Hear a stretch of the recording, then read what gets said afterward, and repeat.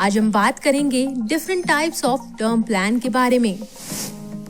There are two types of term plan, pure and ROP, return of premium.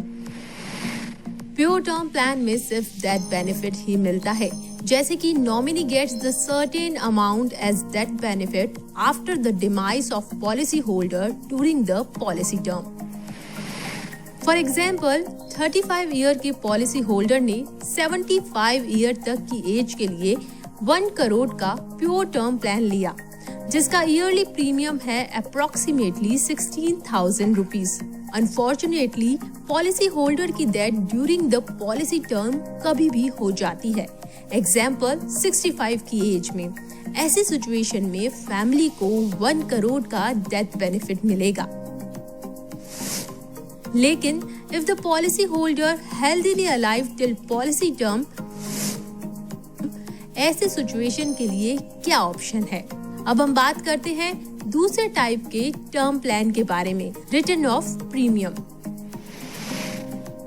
जब भी हम term plan purchase करते हैं तो हम ये तो जानते ही हैं कि इससे मिलने वाला डेथ बेनिफिट हमारी फैमिली को सिक्योर करेगा।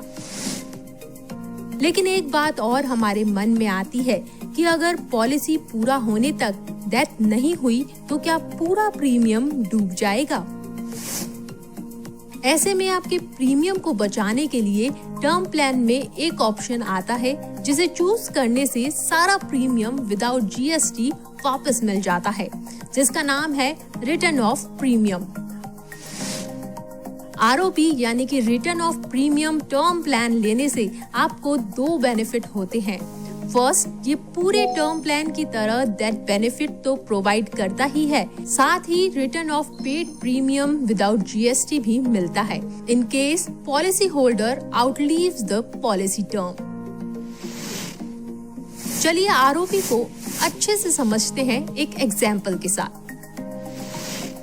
पॉलिसी होल्डर ने 35 ईयर की एज में 1 करोड़ का आरओपी टर्म प्लान लिया है 75 ईयर तक की एज के लिए, जिसका ईयरली प्रीमियम अप्रोक्सीमेटली 27,000 रुपीज है।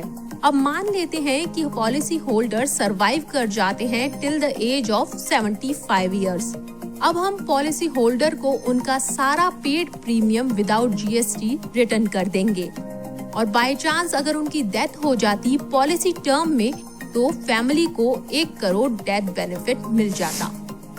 होप आपको आज प्योर और आरओपी टर्म प्लान के बारे में अच्छे से समझ आ गया होगा।